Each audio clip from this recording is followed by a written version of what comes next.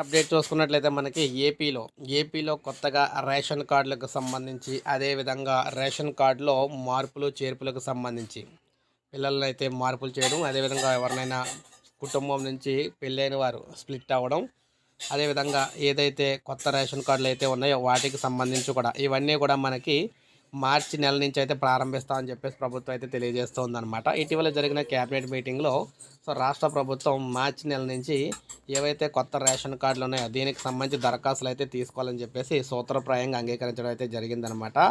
ఈ లెక్కను మనం లెక్కేసుకున్నట్లయితే మార్చి నెల నుంచి కొత్తగా రేషన్ కార్డులకు సంబంధించి అదేవిధంగా దాంతోపాటు మార్పులు చేర్పులకు సంబంధించి కూడా ఇవన్నీ కూడా జరుగుతాయని చెప్పేసి చెప్తూ ఉన్నారనమాట.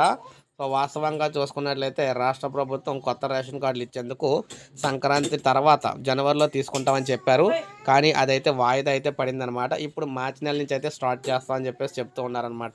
ఇది మనకి ఏపీలో కొత్త రేషన్ కార్డులకు సంబంధించి అదేవిధంగా రేషన్ కార్డులో మార్పులు చేర్పులకు సంబంధించి అప్డేట్ అనమాట. లేటెస్ట్ అప్డేట్స్ రాగానే ఇస్తూ ఉంటాను. ఒక లైక్ చేయండి, సబ్స్క్రైబ్ చేసుకోండి, మన ఛానల్ సబ్స్క్రైబ్ చేసుకోండి.